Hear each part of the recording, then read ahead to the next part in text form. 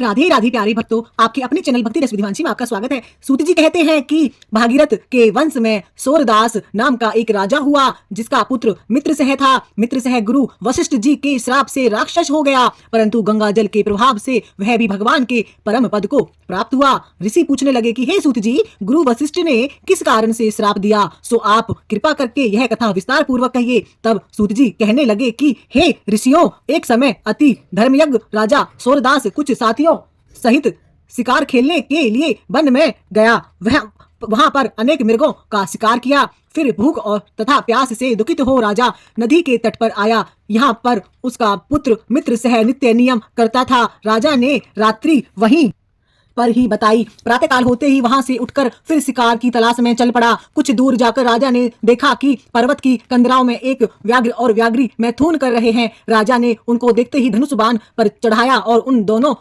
पर छोड़ दिया। बाण के उगते ही व्याघ्री व्याकुल होकर वहीं पर गिरी और थोड़ी देर बाद वह मर गई। तब व्याघ्र राक्षस रूप धारण कर बड़े क्रोध में आकर कहने लगा कि राजन, तुमने मेरे साथ बड़ा अन्याय किया है, इसका बदला मैं तुमसे अवश्य लूंगा। ऐसा कहकर वह राक्षस अत्यंत दुखित हुआ। तत्पश्चात राजा ने अपनी नगरी में आकर संपूर्ण वृतांत मंत्रियों से कहा। कुछ समय बीतने पर राजा सूरदास ने मुनियों को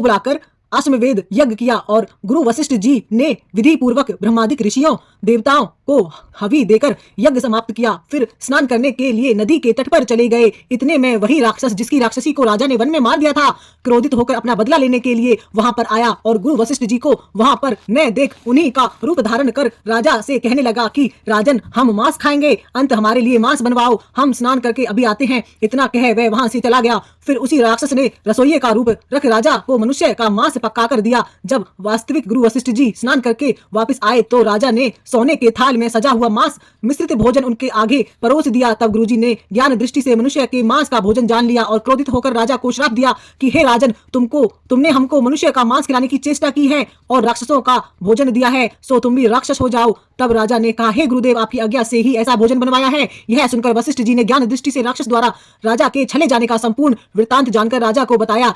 तब राजा ने भी क्रोधित होकर अंजलि में जल ले लिया और कहा कि आपने अकारण मुझको श्राप दिया है, इस कारण मैं भी आपको यह श्राप देता हूँ।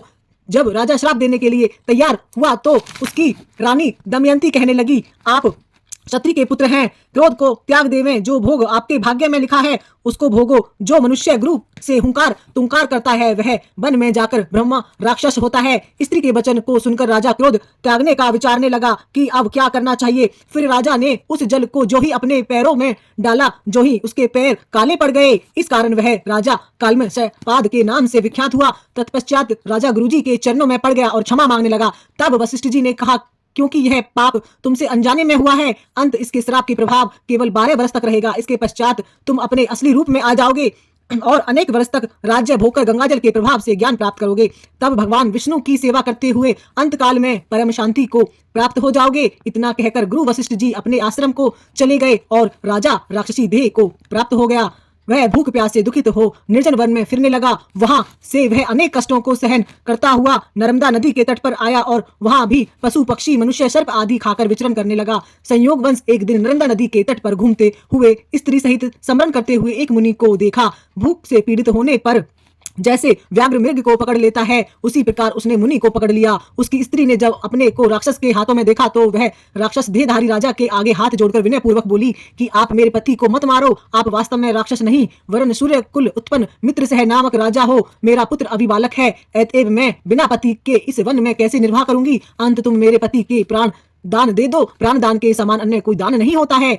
उस स्त्री की इस प्रार्थना का राक्षस पर कोई प्रभाव नहीं पड़ा। जैसे ही व्याघ्र एक मृग के बच्चे को पकड़कर खा जाता है, वैसे ही उस मुनि को, जो उस समय अपनी स्त्री के साथ मैथुन कर्म कर रहा था, पकड़कर खा गया। तब मुनि की स्त्री ने उसे श्राप दिया कि मैथुन करते हुए तुमने मेरे पति को मारा है, अंत तुम भी जब मैथुन करोगे तो मृत्यु को प्राप्त हो जाओगे, अंत पुण्य राक्षस देह धारण करोगे। यह 2 श्राप सुनकर राक्षस देहधारी राजा भी क्रोध में आकर कहने लगा कि हे दुष्टे, तुमने एक अपराध के बदले में 2 श्राप दिए हैं, अंत तुम भी राक्षसी होकर इस वन में फिरती रहोगी। इस कारण वह स्त्री भी पिशाचिनी हो गई और भूख प्यास से दुखित होकर वन में फिरने लगी। बोलिए श्री हरि विष्णु भगवान की जय। आगे की कथा हम 27वें अध्याय में सुनेंगे।